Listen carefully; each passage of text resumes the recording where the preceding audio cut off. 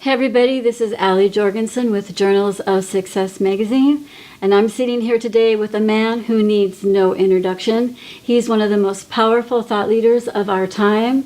He's the star of the movie The Secret. He's an international best-selling author with his billion-dollar brand Chicken Soup for the Soul series, and he has transformed millions of lives worldwide with his in-person teaching and his book, The Success Principles. Mr. Jack Canfield. Hey, Allie, thank you. Hey, good to have you here. My pleasure. In your book, The Success Principles, you talk about taking 100% responsibility for your life. Why is that so important, and why is it the first principle? Well, it's the first principle because if you don't take 100% responsibility for your life, you're basically a victim. You're thinking that life happens to you instead of you are creating the life that you experience. And so everything that follows that principle is a principle of responsibility, of taking charge, of doing the things that are going to produce the success you want. And so I teach this formula, E plus R equals O, event plus responsibility equals like outcomes. So an event plus your response equals an outcome. So if I give you $2,000 and you go to Vegas and have a great time with it, a year later your outcome is your net worth did not increase. If I give you the $2,000 you invested in a mutual fund or stocks or a business, whatever, a year later your net worth has gone up. And so everything that happens to us in life that we're currently experiencing, like our weight, our wealth, our health, the quality of our relationships, the impact we're having in the world, the success of our album for a musician, whatever, is the result of how we've responded to an earlier event. And so what happens is that most people, when they don't get the outcomes they want, they blame the events, they blame the economy, they blame the recession, they blame their publisher, their producer, they blame the government, they blame their staff. I even heard a warden of a prison once said after they had a riot.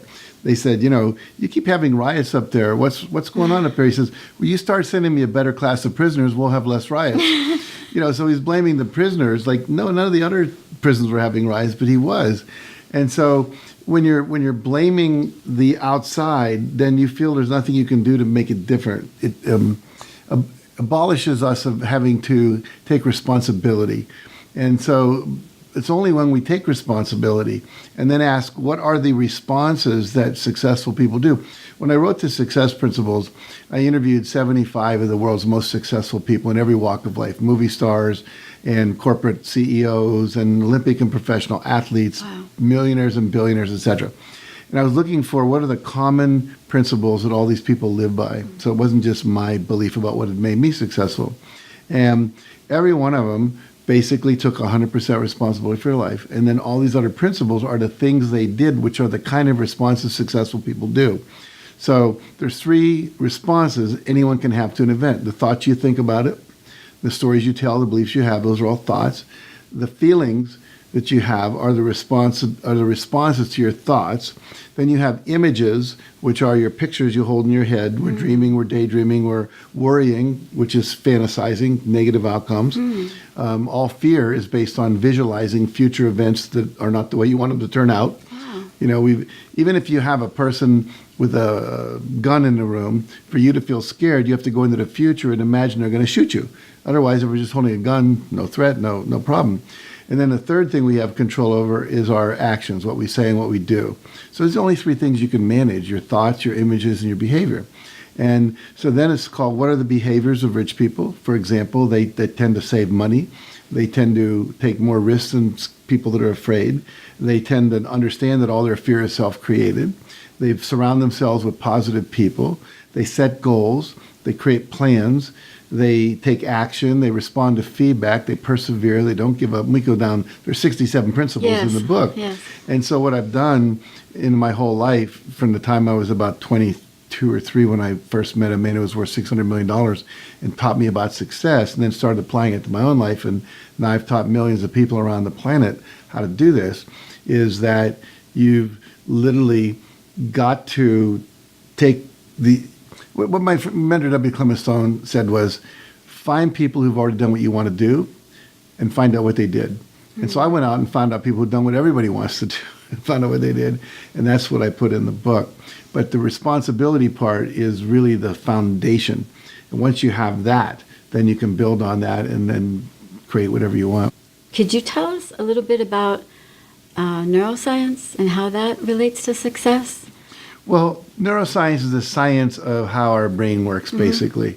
And we know now probably there's so many neuroscientists making so many breakthroughs, many of which I haven't even read about yet because there are so many coming in the last 6 or 7 months, that are just kind of breakthroughs all along. But how our brain works, I mean, we have so many things that we're never taught. For instance, we know that we have something in our brain called a reticular activating system. It's in the back of your brain. And basically it acts as a filter for your perception. Like right now, most people are not aware of what they're feeling in their right foot, but as soon as I say it, everyone can feel it. So all that information was streaming up the brain up the spine rather, into the brain, and then it was being filtered out as not important. And so we know from neuroscience that what allows the reticular system to open up and let perceptions into your awareness are several things. Your beliefs. So if you believe it's a dog-eat-dog world and people aren't friendly and you go to the LAX airport, you're going to see a lot of people pushing and shoving and being rude. If you believe that people are generally nice and kind, you go to the same airport, look at the same scene, you'll see people being nice. So that's one thing, our beliefs. The second thing is our goals, whatever goals we have. So this is something most people understand. If you have a goal and you visualize it, what it does, it creates neural pathways in the brain that then basically tell your reticular activating system anything that comes along in my field of vision or my hearing that would be helpful to me to achieve my goal, bring it to my awareness. We walk through life all the time where there's all kinds of resources available to us to achieve our goals, but we don't see them because we haven't trained the brain through repetition of affirmations, visualization, etc., to actually program it to perceive what's there. Like when I wrote my book, 100 Ways to Enhance Self-Concept in the Classroom, way back in 1976, way before some people watching this were born, what happened was I started visualizing selling 100,000 copies of my book. And within 3 weeks, 4 weeks, about 30 days usually, I started noticing things that were always there that could help me achieve my book. I was in my grandmother's bathroom and there's Reader's Digest. There's 8 million readers weekly. Now, I'd been in my grandmother's bathroom thousands of times and never saw that. That was just that old magazine old people read. And all of a sudden, I see 8 million readers weekly in 17 languages. I said, wow, if 8 million people knew about my book, certainly 300,000 or 400,000 people would buy it, which is what I wanted to make $100,000. That was my goal. And because I was getting 25-cent royalty per book. And then I started seeing other things, like, well, if my book was, if I was a bookstore instead of a author, I would make $3 a book. That would be the retail markup. And then I started realizing that, if I could talk to certain teachers and sell more books and so forth. And I started noticing everything around me. And when I'm looking for things to prove my beliefs, you look at people that watch Fox News, they all think Trump's a wonderful president. You look at people that watch MSNBC, they don't think the same thing. So you've got people that have become conditioned to only see the good or only see the bad of what they're looking at. And they don't see both sides because you can't, And so basically what we have to do is train our brain, if you will, through certain activities to actually open up the doors of perception that will allow us to achieve our goals. But the other thing is creativity. We know, for example, from neuroscience, that if you focus on a problem long enough and focus on a solution you'd like and then let it go, there's something called the incubation period where you just get exhausted. You can't think about it anymore. And then what happens, your subconscious mind will work on it. And then all of a sudden, in a moment when there's no distraction, we call it hands busy, perhaps mind free. So you're putting on your makeup, you're taking a shower, you're walking along the beach. All of a sudden, bam, the answer comes into your head. But if you don't spend enough time focusing on it and the solution, that process doesn't happen. And so there are many, many things that we're now learning about how our brain works and how we can reprogram the neural pathways. For example, we know that it takes about 30 days to create a new neural pathway in the brain for a belief. It takes about 66 to 90 days to create a new habit. So think about how, even like in January, in your check, you're writing checks. Most people don't write checks anymore. We use credit cards and debits and all that.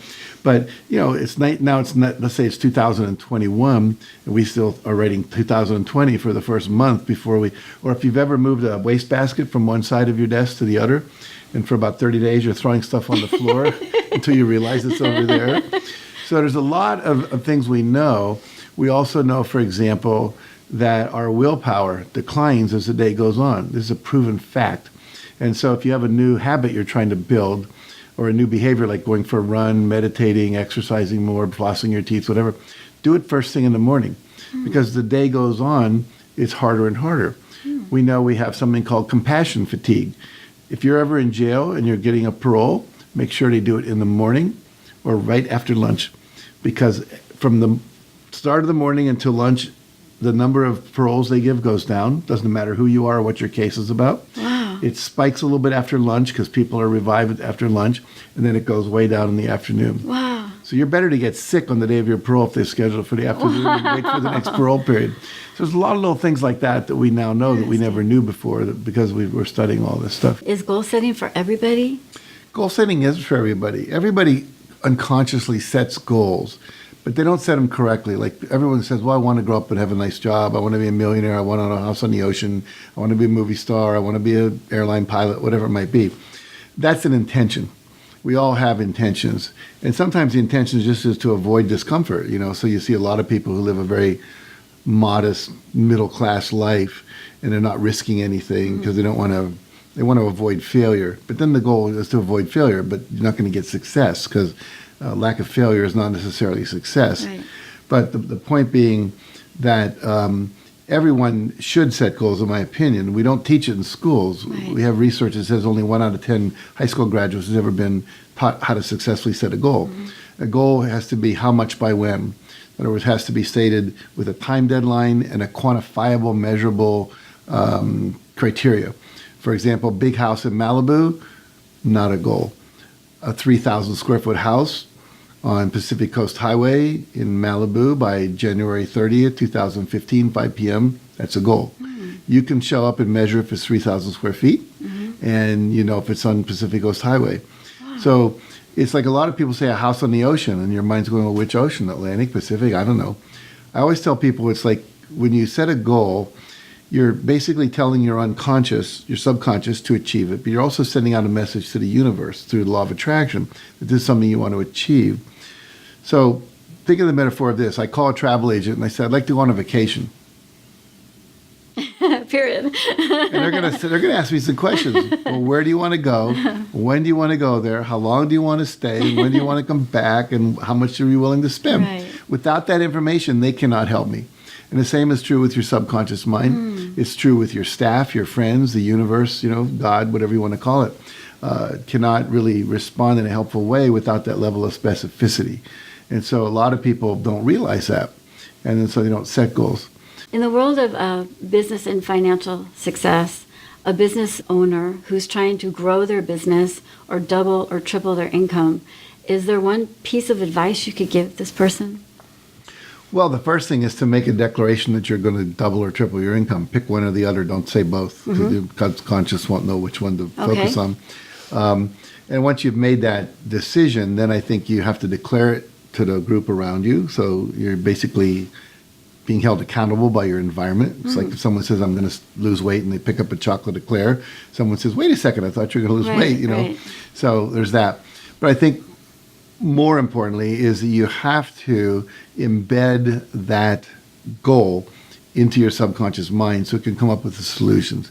And that's done by having an affirmation, something like, I'm so happy and grateful that I'm now earning, and then you would put in a specific amount. You wouldn't say twice as much as I made last year because that's not measurable. Right. So if you were making $100,000 last year, you'll make $200,000 this year. You'd say, I'm so happy and grateful that I'm now earning $200,000 a year. You would close your eyes. You would visualize what you would see in your outer world that would let you know you were generating $200,000 a year. It could be a monthly check. It could be your IRS form 1040 at the end of the year. It says $200,000 earned income. It could be the lifestyle. What kind of car would you be driving? What kind of clothes would you have, etc. So whatever your goal is, you always want to visualize it. And you want to do that for a minimum of 30 days without missing a day. If you miss a day, you got to start over. The magazine's called Journals of Success. What is one piece of advice you could give everyone? Well, I would say this. You have everything in you right now that you need to do anything you want to do. You have the capacity. You have the capability, the brain power, the potential skill sets that you can learn. You may have to learn some new things. You may have to partner up with some new people. You may have to go back to school. You may have to develop some new disciplines. But there's nothing you want that you can't achieve. And so I would just say, trust your desires, trust your heart, go for your dreams, follow your bliss, and you can have anything you want. I'm little Jackie Canfield, who grew up in Wheeling, West Virginia, whose father made $8,000 a year, who graduated in his class in college that made the top half possible, which is my humorous way of saying I was in the bottom half of the class. And I have achieved an amazing life for myself, my family, my wife, my kids, my company, the community of people that work with me, and in the world. And so if I can do that, I don't care who you are, you can tell me any condition you have, where you come from, what you're dealing with, and I can tell you someone who overcame that by changing their beliefs and choosing to go for what they want. So never give up. Don't give up your dreams. Don't let anyone tell you you can't do it, because you can. And know that there are people out there that have done what you want to do. And if you want support in that, I would be glad to have me and my company support you in doing that. Very awesome. Well, thank you so much for your time. My pleasure. Thank you.